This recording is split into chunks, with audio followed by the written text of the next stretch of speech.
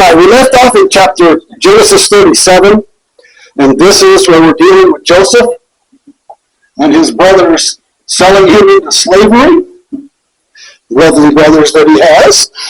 And so they were going to kill him, throw him in the pit, but then the Arab traders came by, and in most of your Bibles it'll say the descendants of Ishmael or the Ishmaelites, but they are the people today that we call the Arabs, same people. We would call them the Bedouin Arabs, the ones who ride camels and did all the great caravans across the desert to bring spices and silk and all the different products. And so they're also slave traders. The only thing is, the Arabs have been slave traders from then all the way up into modern times. And it's amazing to me how people don't know that all the great slave markets back during the time when America had slaves, most of those markets were owned and run, and the ships were owned by Arabs, Muslim Arabs. And so they've always been involved in that particular issue. And the Quran, they're not Muslim at this point. That comes many years later. But even the Quran today says that it's okay for them to have, as long as they're infidels. You can't slave another Muslim. As long as it's an infidel, then you can't have slaves. And slavery has been around since the beginning of time. As long as there's been humans, there's been slavery. It's funny in America that our black population has been lied to and brainwashed and told that slavery is a race issue and it's between blacks and whites, and it's always been that way. And they are very surprised when someone comes along and reveals to them the real history. Most of the ones I've seen in videos get very upset because they've been lied to their whole lives, that slavery has never been a race issue. You know, the Vikings captured other Vikings. Europeans captured other Europeans. Native Americans enslaved Native Americans. Other black African tribes enslaved other tribes. It's been around for a very long time. But is it still around? Absolutely. Only in a more nefarious way than it was even back then. Because now it's the illicit slave trade of sex slaves, children, and there are millions of slaves in this world. It's not a past thing. Now, the Arabs sold Joseph to Potiphar, an officer of Pharaoh. He's a captain of the guard. So he's not just an officer, he's the highest officer. He's the captain of the guard that guards the Pharaoh. That's basically the highest military man in the land and the most trusted. And so he's also wealthy. So he not only has a home, but he'll have lands where he can grow crops and raise animals and so on and so forth. And he becomes, so poor Joseph, now think of just poor Joseph. Just a few days ago, Joseph was the favored son of an extremely wealthy man. Now he's a slave in Egypt. And that happened in a very short period of time, a matter of a couple of months. Now, the first question we want to ask is, who's actually behind the sale of Joseph? Calvin? God. So, yep, and most people have, a lot of Christians have a hard time with that. What? Well, this is all part of God's plan. And then we've talked many times about what we call bad and evil and what God calls bad and evil. This is not something God calls bad and evil. It's good.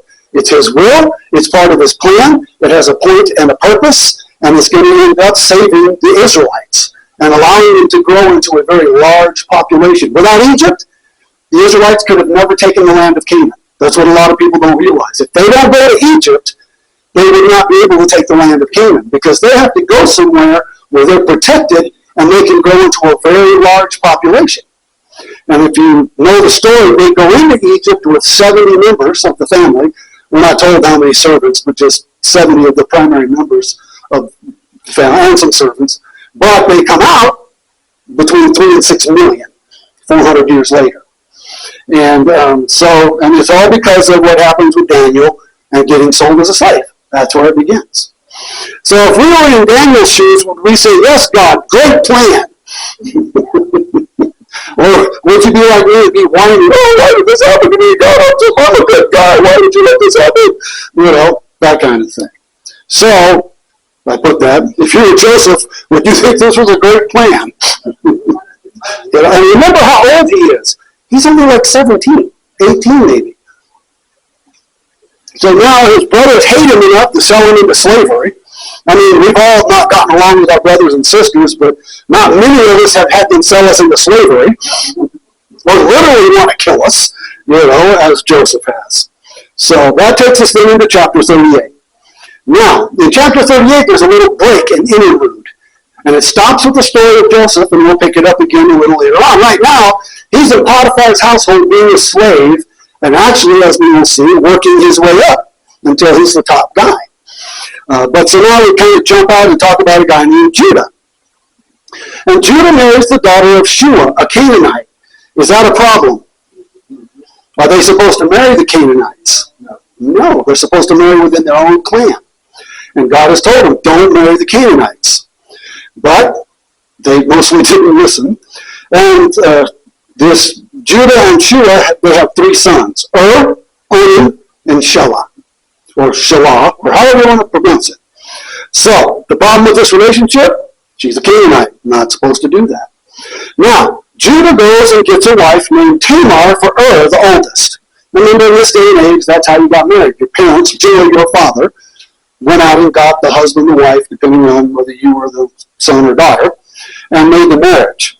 But because is wicked in God's sight, because he's a Canaanite, number one, or part Canaanite, worships the Canaanite gods, and that then all of the Canaanites, as God tells us later on, tend towards evil. And that's why God wipes them out. Which a lot of people don't understand why God does that. He thinks like it's over the top. Why would God do that? Well, they're so evil. And one of the things that most people don't know about them is the Canaanites were really big on child sacrifice. And one of the ways they did it was they had a god named Moloch, who was a great big like bronze statue with their arms like this, and it was hollow. And they would take and they would build a huge fire inside the statue until the arms were glowing. Then they'd take babies and lay them in the arms, and they would basically roast. And while they did that with the baby screaming, they'd bang on drums and cymbals and trumpets to drown out the sound. And for a long time, archaeologists started saying, oh, that's not true, because the Bible talks about it. Until they started digging up huge infant graveyards in the land of Canaan, where all these children have been sacrificed. And if we all know from the New Testament, what people group on the earth really has God's heart? Children. I mean, it was everybody, but Jesus had a special place for children. So you can imagine what happens when God sees people killing children in the name of a false god. And that's just one example of why God says they got to go. And so that's what's happening here. So now God puts him kills him because he's evil. Now by their customs, that means the next brother, oldest, has to sleep with her and provide children in the name of the first son.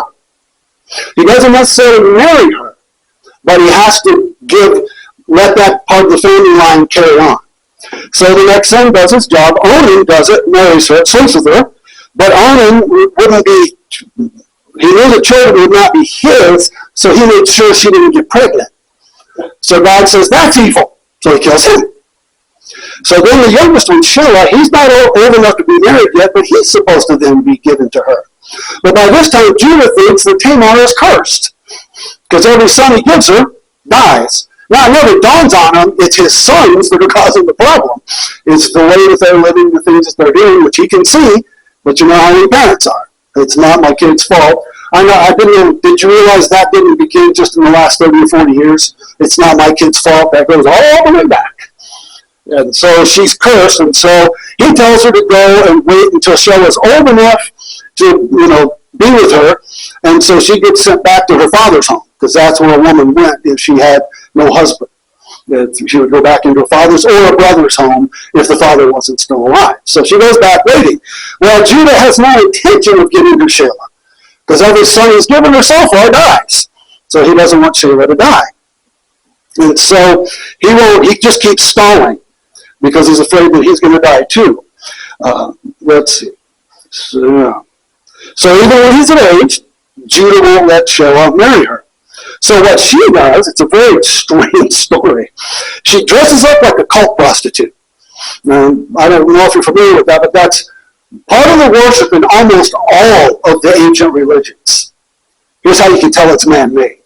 It was that they were temple prostitutes. They were a huge part of the temple, and for most men to go to the temple and worship, men went to the temple and had sex with a prostitute. Because basically they represented the god, we were joining with the god, especially the goddesses of fertility and that kind of thing. Now, do you understand why it was such a temptation for the Jews the Jewish men to constantly head towards the false religions. God says one man, one woman for life, and God has all these moral codes. But over here, it's like no rules. And so you can see why it is so easy for them to get pulled over there. Because not only no rules, but it's part of the culture to go sleep with a prostitute whenever you want to, basically at the temple. You just have to bring an offering, type of thing. So what she does is, Judah has gone up to a different part of the country to shear his sheep, and he'll be there for a week or two. So while he's there, she dresses up like a cult prostitute, a temple prostitute.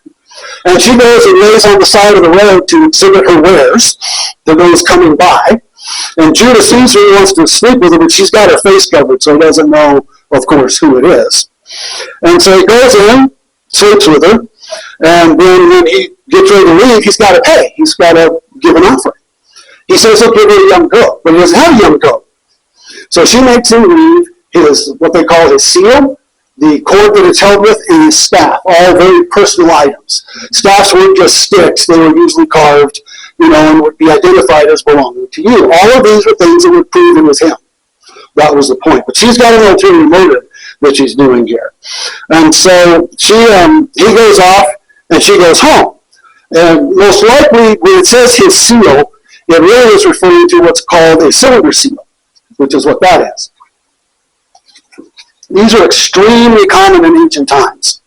Instead of signing your name, because many people were illiterate, if they even had a written language, you would have this thing made out of clay, usually baked clay, some were metal if you were very wealthy, and it had a particular imprint on it. Your seal, your imprint, your family crest, whatever you want to call it. And then to sign your name, they would put out a piece of raw clay, and you would roll it through the clay.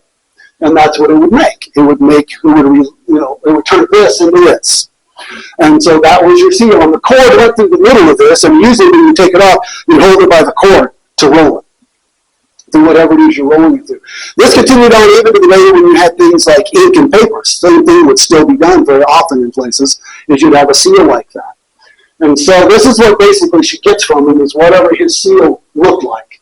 And they're all different, all customized, and you didn't copy anybody's seal. That was a good way to get killed, because that was your signature. It's the same as us signing on the dotted line. And so that's what she takes. It can absolutely prove who got her pregnant. That's the point. And so she goes home, he goes home. Then, of course, she shows up pregnant. No husband. Well, in that day, what happened to you if you were pregnant with no husband? They killed you. They didn't go after the man, did they? Nope, they killed you, the woman. And so they want to bring her out and tells him that she's pregnant, and being that he's the leader of the household. Let me back up. I forgot. Judah sends her a goat. He does what he says he would do to get his seal and stuff back. Well, when the guy with the goat gets there, she's not there. So then he goes to the town and starts asking around, and they say, we've never had a cult prostitute. Don't know what you're talking about. So she just disappears. And basically Judah says, well, whatever, I'll get another seal, another staff, so on and so forth. He didn't want to tell anybody because then he'd be a laughing stock. They'd make fun of him. And so he just goes on. Then she comes up pregnant. And this is about 3 months later. And comes out and is told that Tamar is being immoral. She's pregnant. Judah states for her to be brought before him and let her be burned. That's how they did it. Surprise, surprise, what does she do? She sends a message that says, by the man to whom these belong, I am pregnant. Then she added, please identify to whose these are, the signet and the cord and the staff. So she sends that to Judah, and he looks at him and goes, uh-oh. This is mine. Mm-hmm. So he identifies them, and then it's interesting. He states that she's more righteous than he is because she did that because he wouldn't give her Shelah to get her pregnant. So she took matters into her own hands and now is pregnant. And so, of course, does anything happen to him? Of course not. And so she has 2 sons, they're named Perez and Zerah. Now, being that they're named, what do you know is going to happen somewhere later in the Old Testament? These characters are going to pop up somewhere, otherwise shouldn't ever be mentioned. But they're going to pop up later on in Scripture. Anytime you get names like that, especially if it's the names of women, there's going to be something important that happens. Okay, now we're back on chapter 39 to Joseph being a slave of Potiphar the Egyptian, captain of the guard. So Joseph doesn't whine, as far as we know, it's not written down. Maybe he did have a whining period in the beginning, but he got with the program pretty quick. Basically, here's what Joseph did. What we see throughout the Bible, God says in many places, when someone says, God, okay, you brought me here, what is it I'm supposed to do? And God says, do whatever your hand finds to do. And so God will reveal to us at that point what to do. And that's a good thing for all of us. Very often God puts us somewhere and we're wondering why we're there. And the first thing we do is look around.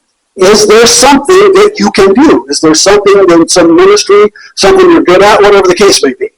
Go do that until God tells you something else to do. Because you know He puts us there for a reason. So we just look around, and that's why the Bible says, do what your hand finds to do, what you can do. Not just anything, but what you can do. Because sometimes we take on things that we really shouldn't, that we aren't gifted for, whatever the case may be. So we have to be careful to be sure it's something. Number one, it's very good for us to understand who God made us to be, what our gifts are, what our abilities are, and honestly understand who we are. And sometimes a lot of people don't know that. They really don't. And very often, isn't this true? We think we're good at things that everybody else will say we're not. And so you meet some honest people and say, no, not so good. You're good at this, not good at that. Like for me, I can fix almost anything. I can't draw or do art for love nor money. No way, no how. The only drawing I can do is with a computer. Click here and here and here and get it to make lines and boxes and all that kind of thing. I can understand scripture and prophecy. Get me into songs, I have the hardest time because I don't really get poetry. To me, so never ask me to write poetry or explain poetry. Here's how I explain poetry. What this author did was he used 832 words to say what I could say in 8. It's sunny and warm outside. Not the blazing sky with the glassy this, and all these words, and you're like, I get lost in the words. By the time I'm done, I have no idea what they're talking about. So we all have our gifts and abilities. And so we need to be careful to do that. So Joseph, he looks around. What can I do? Whatever they assign him to do, he goes and does it to the very best of his ability with his master's good in mind. What can I do that will benefit my master the most? Instead of being mad, angry, all those kind of things, which most of us would be, depressed, anxious. Talk about a guy that needed some meds. Think of where he's been put, but he doesn't need any of that because you can tell that in Joseph's mind, somehow he understood God is in control of this. We're not really told a lot about his spiritual life and stuff until we get to these points, but he has to already be thinking that way. God brought me here, God put me here, He's got a point, He's got a purpose, I'm going to give it the best I got. And that's what God tells us to do no matter where He sends us or what He asks us to do. Just give it the best we've got. Who's responsible for the results? God, not you, not me. God just tells us, go do the best you can do. We're always worried about the results. And God says, no, don't worry about the results. That's not your department, and you have absolutely no control over it. You go do what I called you to do. I will take care of the results. And too often we don't see the results we think ought to be there, and then we get all upset. But see, again, God's plans are not our plans, and our plans are not God's plans. And He may be doing something where you'll see no evidence whatsoever that doesn't come to fruition for 50 years. You have no idea what God is up to, or how many people He's affecting, things of that nature. So we need to just be very careful to go do the best we can do wherever God puts us, and whatever's there that we can do. Michael? Some of those guys, we 20 years, 30 years, 40 years, to actually manifest the years. Yep. So were they under the impression of like, it's going to happen sometimes? Oh, absolutely. Yeah. We see that with Abraham and Sarah. God says you're going to have a kid. 5 years later, no kid. 10 years later, no kid. 15 years later, no kid. 20 years later, no kid. And they're not getting any younger. They're getting close to 90 years old, 100 years old. What do? They go out and get Keturah and have Ishmael, which wreaks havoc on the world from that point to today, because the Muslim Arabs are the descendants of Ishmael, because they didn't want to wait on God. Didn't look like it was going to happen. And then when he's 100 years old, Abraham has a son. You know? So yeah, that's extremely common.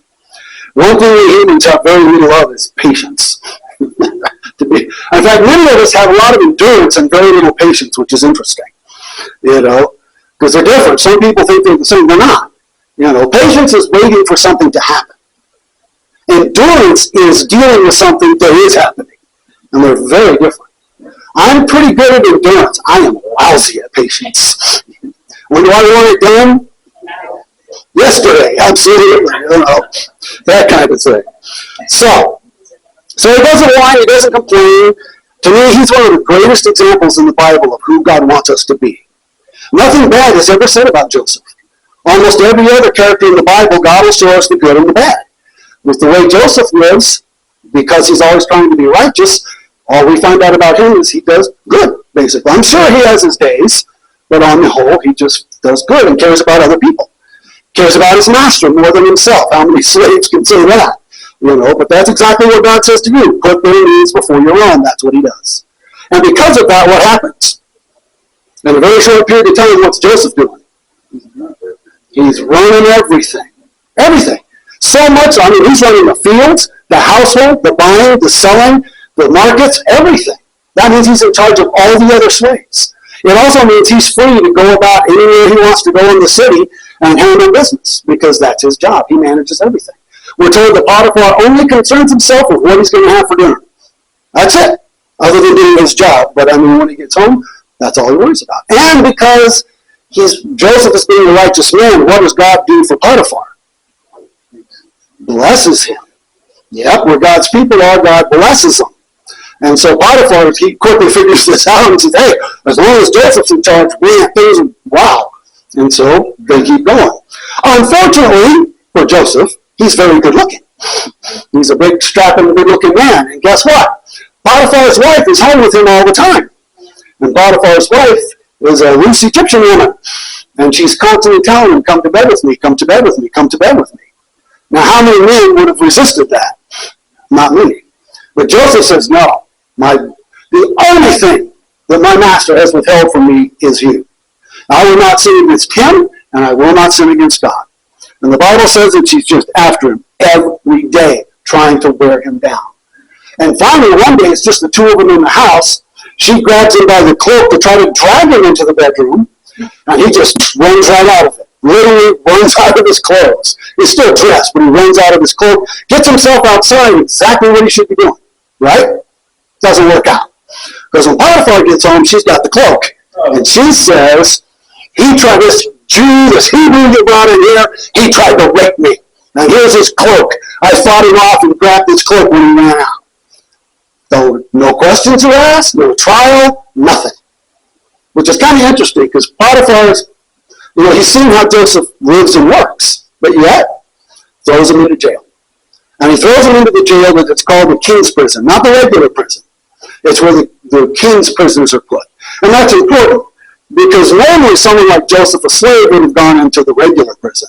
But he goes into the prison, which is where the king's prisoners are kept. High-ranking people would be there.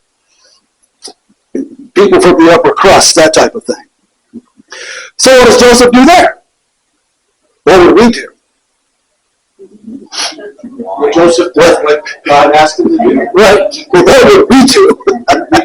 We would whine and cry and, I'm just doing what God asked me to do. And nothing works out and what the But he doesn't.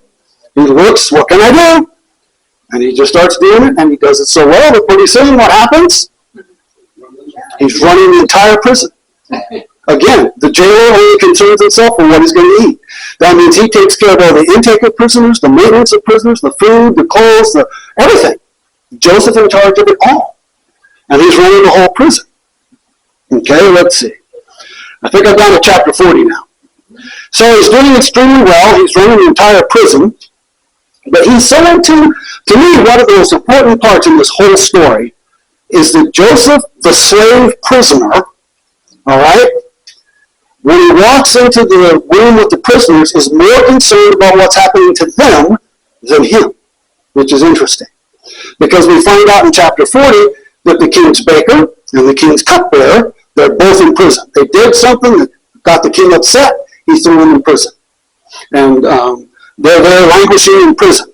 But he walks in one day to take care of them, and their faces are really downcast. And he asks them what's going on, which means, how many jailers look at their prisoners and go, why are you sad today? Especially back then. When prison wasn't about reform or anything else like that, it was about suffering mostly. And I asked them, why are you so downcast? And they say, well, we had these weird dreams. And so then the cupbearer, he dreamed about squeezing grapes in the Pharaoh's cup, and the Pharaoh taking the cup from him, which is what his job was. And then the baker dreams about having baskets of bread on his head and the birds come and eat them all. What does this mean? So Joseph sits him down, says, my God can understand it, prays about it. God gives him the interpretation, and he goes back to tell him. Now, one thing to remember, because this is really important throughout the Old Testament, particularly in the book of Nehemiah, because we think of a cupbearer as a butler. Oh, he brings the king his drink. No. He's one of the most trusted men in the land. He is more closer to the king than any other advisor that he has, because his job is actually to taste everything, to make sure it's not poisoned. Because that was how many, many kings were killed. All you had to do was get in the kitchen, put something in something, a drink, a food, whatever, and then it'll kill him, and nobody can tell where it came from. We didn't have forensics back then. They didn't even know what killed him, other than if he, foamed at the mouth, they might know it was poison. If you wanted to kill the king, who did you need to get really influence with? The cupbearer. And see, that's what Nehemiah is to Darius, the king, or Artaxerxes, the king of Persia. And so he's also the most trusted man to that king. And because he's so trusted, they'll often tell him all their business, and they're always with him. In case somebody brings wine, water, doesn't matter, the cupbearer has to taste it first. So he's very high up. And then there's the baker, who's just kind of your average guy. He's high up because he's the baker for the king in the palace, but nonetheless, he's not like the cupbearer. So we want to take a moment and think about Joseph's life up to this point. Favorite child of a rich man, lived a life of luxury, had the coat of many colors. Life was great. Next thing he knows, his brothers hate him. They throw him in a pit. They're going to kill him. Then they say, no, let's just sell him into slavery. So he's a slave for Potiphar, does a great job, gets accused of rape that he didn't do, ends up in prison. And now he's doing a great job there, but he's still in prison, and yet he's still dedicated to God. We don't know how long the period it was. It doesn't really tell us. But it's a relatively long period of time. He comes in, he's around 13, 17, 18. If I remember that, I believe he's around 30 when he becomes ruler of the land. So this takes over a time of about 13 years.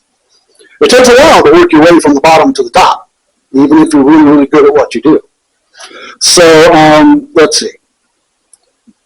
Then again, I got the question here, how many of us would continue to do what is right without complaining or whining if that was us? Because I don't know about you, but there's been a lot of whining in my life in past history. When things happen you don't like, or go ways you didn't want them to, and so on and so forth, type of thing. Hopefully as we grow spiritually, that becomes less and less, but nonetheless, it's part of human nature. So, in every situation, no matter how weird and terrible things might get, Joseph just keeps doing the best he can because he sees everything as serving God, period. Not whatever the job happens to be, not whatever happens to him as far as bad stuff happening to him. All of it he sees as coming from the hand of God. He had this really deep understanding that's quite unusual for that time and place, that God's in control of absolutely everything.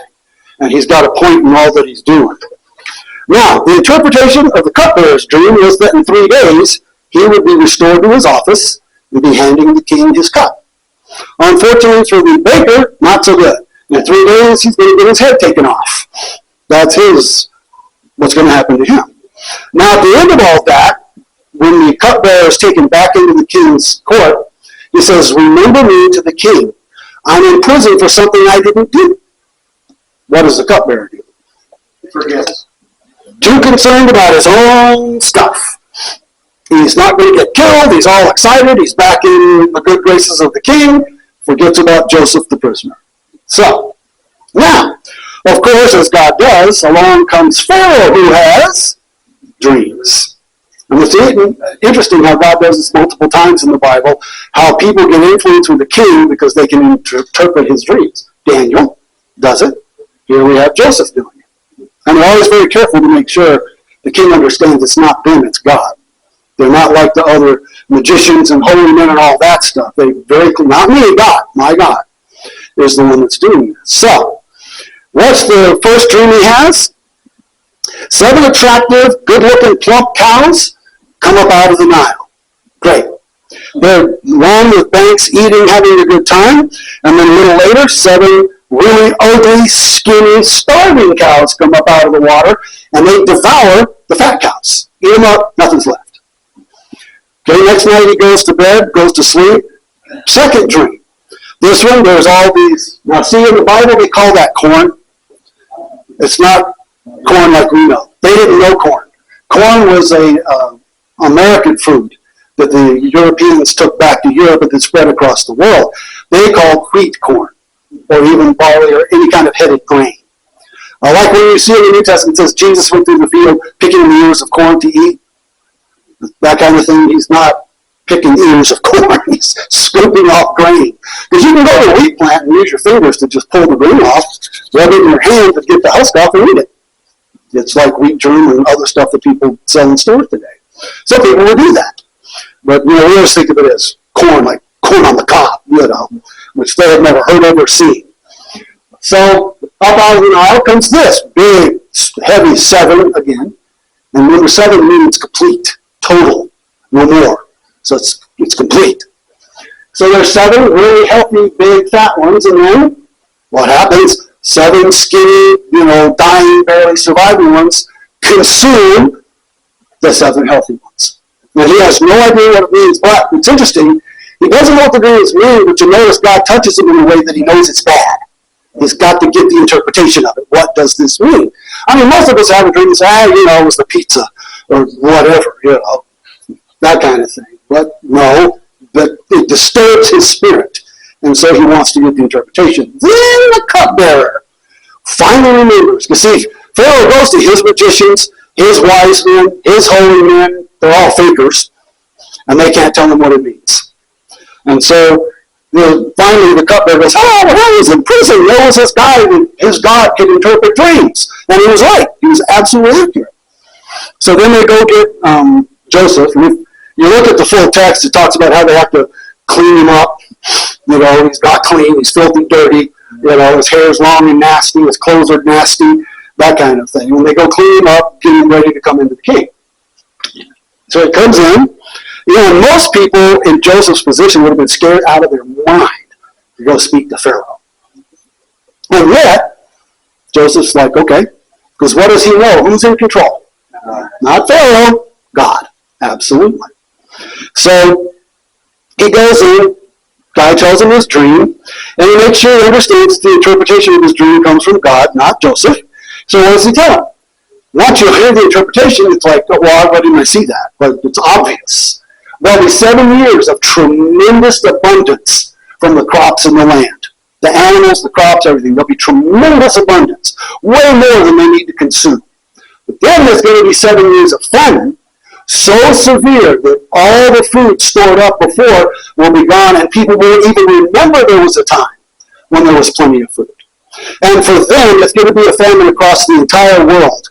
Well, that's because all they knew of the world was basically Egypt and the Middle East and a little bit up into Turkey and that area. They didn't know much existed beyond that. So to them, that's the whole world. So it's that whole area where there's a huge famine coming, which includes the land of Canaan, which is where Joseph's family is at this point in time. So, now, the Pharaoh is very pleased with not only does Joseph tell him the problem. Now see, I don't know, there's a few of us here who might still be working. Most of us are retired, but back when we were working, many times you come to the boss with a problem, and many times the boss gets upset because all he hears all day is problems. If you want to be a good employee, you come with a problem, and you also come with a solution. Those are the people that move from here to here. They don't just bring a problem, they bring a problem and a suggested solution. The boss might not take it, but he at least sees you're trying. You're trying to come up with something to help the situation, not just throwing it on him. And believe me, if you've ever been a boss and all you've heard all day were problems, it gets a little wearing after a while. And that's most of the good bosses tend to deal with. You take care of what you can do. You have to go to the boss with what? you can't deal with. And so when he stands before Pharaoh, he not only interprets it, but he gives a suggestion.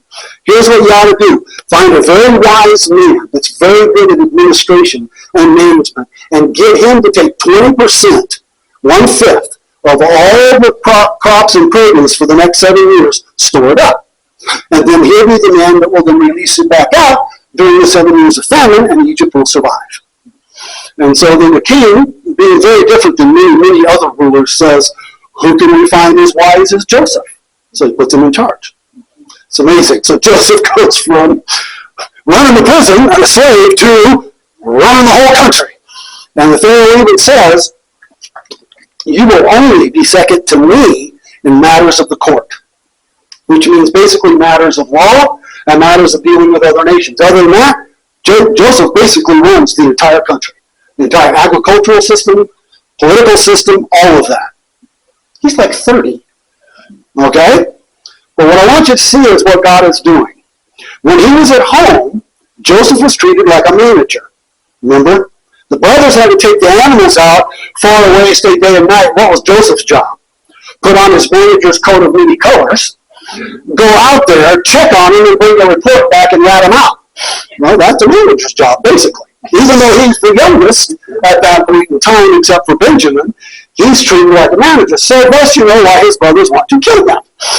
You know, because he's an honest manager. He goes back and tells their dad, they're all screwing around out there. You know, this kind of thing. And so he learned how to manage a small group. Then he goes to Potiphar's household. Larger, wealthier, in a city, lots more going on. There he gets years of experience in running that household. What does God do next? Sends him to the prison. Bigger, more staff, more responsibility, more things to take care of, more integrated in learning the system and the people of the city. There. What's his next step? Runs the land. See, God didn't take him from home, where he knows nothing, and shove him in his job he could not do. God is training him all along. And without that, Joseph would have had no chance to do what needed to be done, or even know what needed to be done. You see the same with Moses. Moses is 40 years in the court of the Egyptian Pharaoh. What does he learn? How to manage like a ruler. How to manage large groups of people. How to handle them. There's a lot to that. Provisioning them, managing them, getting them where you want to go. Then he spends another 40 years where? In the desert. The very desert where the Jews go. Through that desert. What does he learn there? Where the water is, how to survive, where the trails are, all of that. So that by the time God calls him to come lead the Israelites, what? He's trained. God never puts you in a situation that you are not capable and trained to handle. There's lots of times we think we're not trained and able, but we are. And often you won't know it till when? Till you do it. Till you do it. So many of us stand back and go, well, when God hits me with the magic, and I know I can do this, I'll step out. Well, that is not the way it works. You step out, and that's when God reveals you can do it. Such as, I'm a technical person. That's what I've done since I was 4 years old. Take things apart, pull them back together, and fix them. That's what I like more than anything in the world.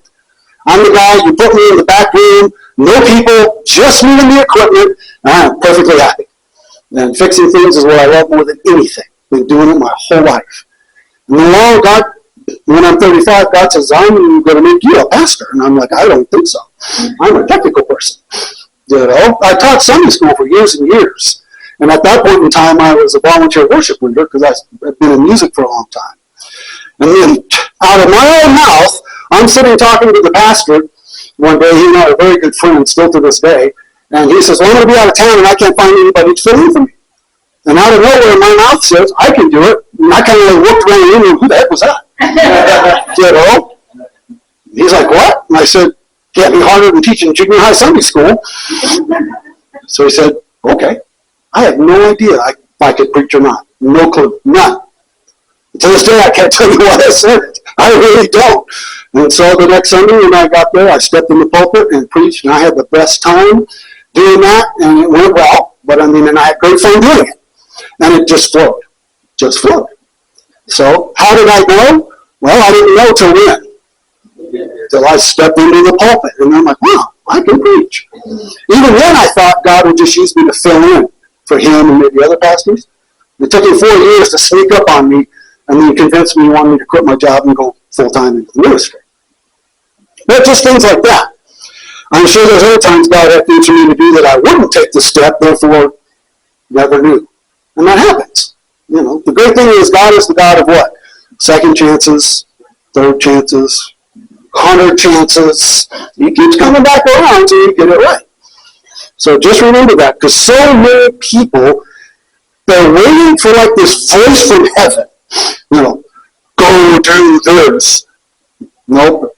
If you're drawn to something, and you don't really even know why, step out. What's the worst that could happen? It doesn't go well. So, and I find so many people are scared to death of that, something not going well. How many people are paralyzed? I might mess up. So in the rest of your life, you've never messed up? Seems like we'd be used to it. We do it a lot, you know. And yet if we just get out there and try, we might mess up, so what? When I was a worship leader, I really don't think I got through a Sunday singing the right words to the songs. One of them somewhere, I would sing the wrong verse, the wrong words, something. In fact, it got to everybody would start laughing because they'd hear me. And the whole congregation would start laughing like, there he goes again, singing wrong. You know, my problem is I look up from my book, and when I look back down, I forgot what verse I was on. You know, that kind of stuff. So, you know, yeah, whatever, you know. It's no big deal. Especially in church. These people like me, love me, it's no big deal. So, all right, now. So now, where's Joseph? Joseph's ruling Egypt, and he's doing exactly what he said should be done. Not only does Joseph have to go out and get the food, he's got to build storerooms. There aren't any storerooms. In fact, he even builds storage cities, towns, because it's so much. When the Bible says that it was going to be an enormous amount of crops during the 7 years, it's not kidding. In fact, it tells us that in the beginning, they're keeping records. We brought in this much. After a while, I got so much, they just threw it in the trash and said it's more we can count, so we'll just fill everything up. And that's it. That's what they did from that point forward. And we don't know that this is what they built. Who knows? Probably. But yet they built huge storerooms and storage cities, in fact, to do nothing but manage the grain and keep it for the people. So, and this ruler is very different, this Pharaoh is. It's not that often. I mean, these are good rulers, guys like this Pharaoh. We don't know exactly who he was. We have different ideas of who he was.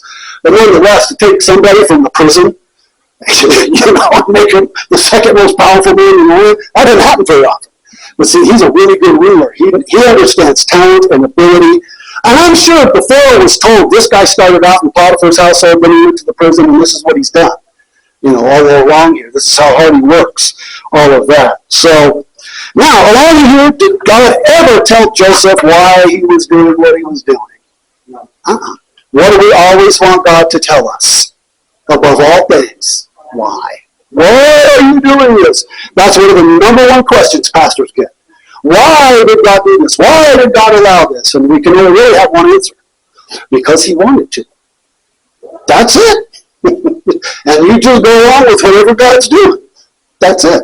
And really, just got to tell us why. Once in a while, we can look back. Got that hindsight where we can kind of see why. But I think I told you before that, to me, when I really sat down and thought about it, God is doing so many different things all at the same time, with whatever we're involved in, that if he tried to explain why, it'd probably fry our brains. We just wouldn't be able to grasp it. Because like I said, there's things God does that don't manifest for 50 years, 75 years, before whatever. Like, very few people know who the Sunday school teacher was that led Billy Graham to Christ. But without him, what would have happened? No Billy Graham. No millions of people getting saved across the world because of a humble man who taught a Sunday school class in a small southern town and dealt with young boys. That's it. And yet without him, none of it. And when did that manifest? Billy Graham was in his class when he was like 10, 11, 12 years old. That manifests for a long time till he's in his 30s or 40s. That's a long time.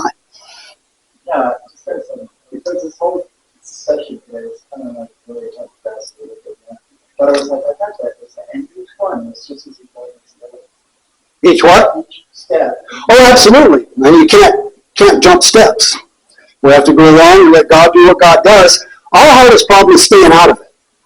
We're like Abraham and Sarah and others and Jacob. We just got done with Jacob, constantly taking things into his own hands and making things much worse for himself than he would just let God do it.